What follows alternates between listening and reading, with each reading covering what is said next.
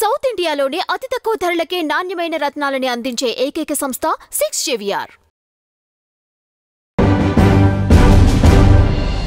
మీతో వర్క్ చేయించుకొని పేమెంట్స్ ఇవ్వకుండా ఉన్న ఇన్సిడెంట్స్ చాలా ఉండుంటాయి.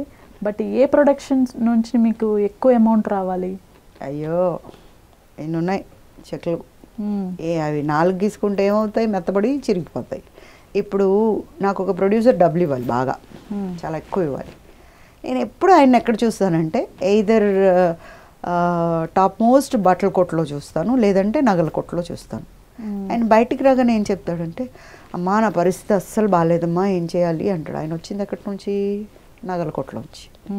వాళ్ళు ఆవిడ ఎలా వేసుకుంది, ఇక్కడి నుంచి ఇక్కడికి వేసుకుని ఉంటుంది నగలు. ఆవిడ గాజులు, నెక్స్ట్ అలివేలు మంగ తర్వాత అన్న వేసుకునేది ఆవిడేనేమో నగలు, అన్న వేసుకొని ఉంటుంది.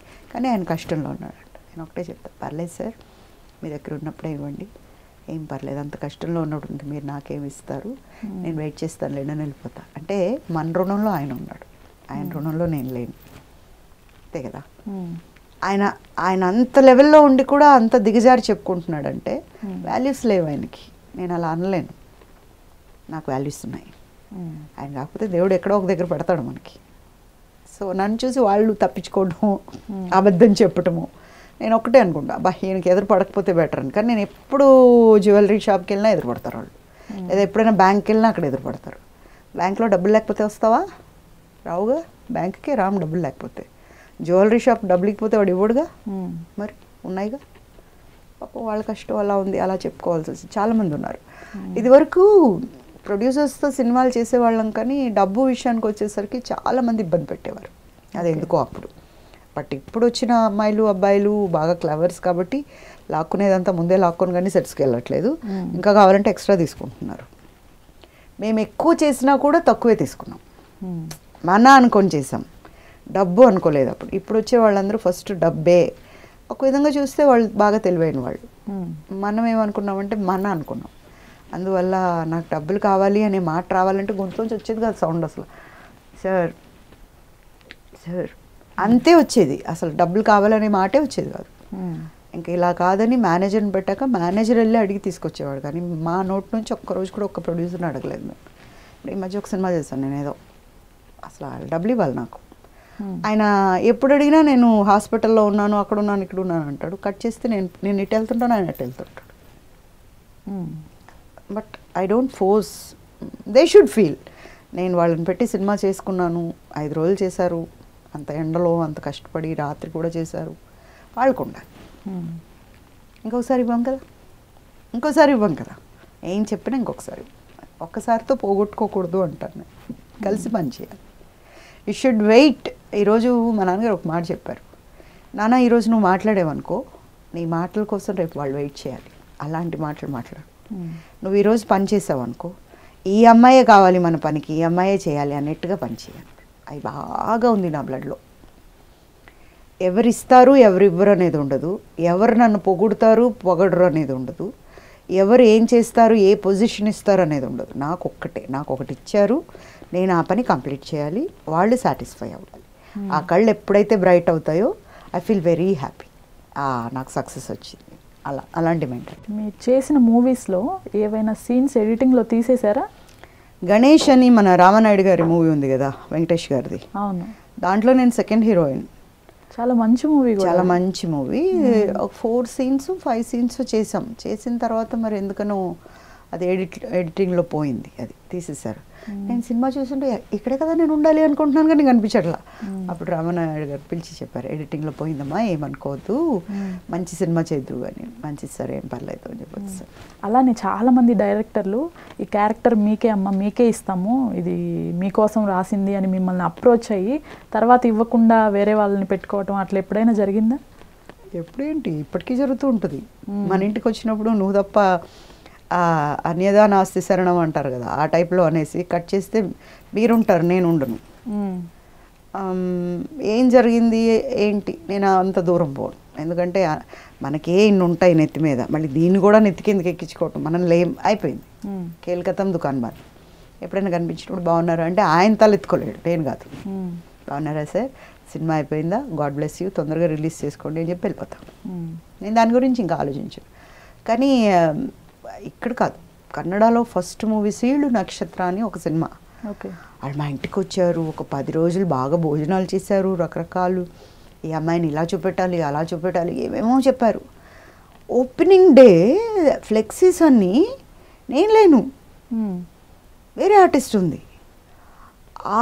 అప్పుడు పెయిన్ అంటే తెలీదు, బాధ అంటే తెలీదు, ఎందుకంటే మనం ఇంట్లో మొక్కటం లేని మహారాణి. అలాంటిది అక్కడ కనిపించేసరికి మా డాడీ ఒక్కసారి లాక్కొని కార్లో కూర్చోబెట్టుకొని ఇంటికి తీసుకొచ్చేసి will go to somewhere out of అని. కానీ నాలోంచి అది పోవాలని, కానీ చిన్న పాపని కదా ఎలా పోద్ది. వెక్కి వెక్కి ఏడ్చి పొగిలి ఏడ్చి అసలు మళ్ళీ అప్పుడు మా డాడీ కాన్సన్ట్రేషన్ పెట్టారు, తప్పకుండా పాప చేయాలి, ఇలాంటి చిన్ని వాటికంటే హార్ట్ ఎఫెక్ట్ ఇస్తే మళ్ళీ ఇబ్బంది అవుద్దని.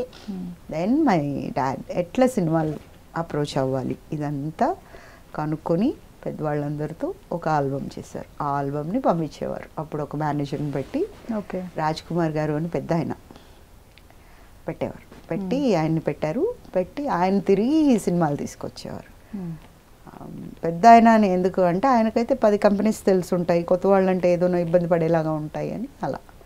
బట్ కొన్ని విషయాలు నాకు ఇండస్ట్రీలో నచ్చలా. ఓకే. కొన్ని ఉంటాయి కదా బయటకు చెప్పుకోలేనివి, ఇండస్ట్రీ అనేవి ఉంటాయి. అలాంటివి నచ్చకపోయేసరికి నాకు హీరోయిన్ వద్దు, నేను క్యారెక్టర్ చేస్తానని వచ్చేసాను నేను. Then from that day I'm doing characters. అక్కడ కూడా కొంతమంది ఇబ్బంది పెట్టారు. అంటే మీరు నాకు అందలేదనుకో ఫలితం ఏముంటుంది చెప్పండి. నేను అందుకున్నాను వేస్ట్ అని చెప్తారు. ఓకే. అలాంటి ఒక అపప్రద మనకి ఎప్పుడైతే వస్తుందో మరి నాకు దొరకలేదేంటి నీకు దొరికిందే అన్న ఫీలింగ్లో ఉండిపోతారు మిగతా వాళ్ళు. అప్పుడు ఏమవుతుందంటే అవకాశాలు అన్నీ పోనీ. మనకు చేయాలన్న తపన ఉండాలి కానీ టాలీవుడ్ బాలీవుడ్ ఎక్కడికైనా వెళ్ళి చేయొచ్చు. అట్లా అనుకొని ఎప్పుడు నేను డిప్రెషన్లోకి వెళ్ళా. అంటే చెప్తారు ఇంకా రావు, నా లైఫ్ అయిపోయింది, ఇంతటితో నేను వెళ్ళిపోవాలి అట్లా అనుకోలేదు ఎప్పుడు. ఈ 10 రోజులు రాలేదా, ఈ నెల రాలేదా, ఈ 6 నెలలు రాలేదా, 7వ నెలలో వస్తుంది అంతే. మళ్ళీ నేను ఇంట్లోనే ఉండి ఇంటి పనుల్లో కానీ భోజనాలు కానీ ఏమైనా వండుకునే కానీ ఎక్కడికైనా వెళ్ళటం కానీ అలాంటివన్నీ ప్లాన్ చేసుకునేది. మళ్ళీ ఎవరైనా వస్తారు ఖచ్చితంగా, మనలో ఎప్పుడైతే ఆ సంకల్పం ఉంటుందో ఖచ్చితంగా వస్తారు. అలాగే వచ్చాయి, అయిపోయింది. దాని తర్వాత మళ్ళీ ఇప్పట్లో అంటారా కొన్ని సంవత్సరాలు నేను లేను because of my personal problem. 8 సంవత్సరాలు నేను లేను. దాని తర్వాత సెకండ్ ఎంట్రీ ఇప్పుడు మళ్ళీ నేను మా ఎలక్షన్స్ అయిన తర్వాత పూజిత అనే వ్యక్తి ఉంది అనేది ఇప్పుడు జనాలకు అందరికీ బాగా తెలిసింది ఉన్నాను అని. అంతకుముందు ఎక్కడున్నాను పాపం వాళ్ళని కూడా నేను లేను కాబట్టి వాళ్ళకి తెలియలేదు. This is my second innings. I hope my best. Directors ఉన్నారు, ప్రొడ్యూసర్స్ ఉన్నారు, ఆర్టిస్టులు ఉన్నారు. సో పూజిత అనే వ్యక్తి ఉంది అన్నప్పుడు నాకేం క్యారెక్టర్స్ ఇవ్వాలి అనేది వాళ్ళకు తెలిసి ఉంటుంది. అడగలేదు అనేది ఒకటి ఉండొచ్చేమో, అడుగుతాను. నేను కూడా వచ్చాను సార్ నాకు వేషం ఇవ్వండి అని ఎప్పుడు అడగలేదు, అడుగుతాను. తప్పేం లేదు, అమ్మనైనా అడుగుతాం కదా బువ్వ పెట్టు అని. ఎలా ఉందండి రాజేంద్ర ప్రసాద్ గారితో ఎక్స్పీరియన్స్ ఎలా ఉంది? హీజ్ ఏ జెమ్ అండి, మంచి ఆర్టిస్ట్. ఆయన దగ్గర చాలా నేర్చుకోవాలి, చాలా నేర్చుకోవచ్చు. కాకపోతే ఆయనకు కూడా బాగా కోపం ఉంటుంది, కానీ ఆ కోపం వల్ల దగ్గరికి వెళ్ళలేము. But he's a very nice artist. అందుకే కదా ఇప్పుడు సెకండ్ ఇన్నింగ్స్లో కూడా దుమ్ము కొడుతున్నారు ఆయన. అప్పుడు ఎంత బిజీగా ఉన్నారో అంతకంటే బిజీగా ఉన్నారు ఇప్పుడు ఆయన. అవును.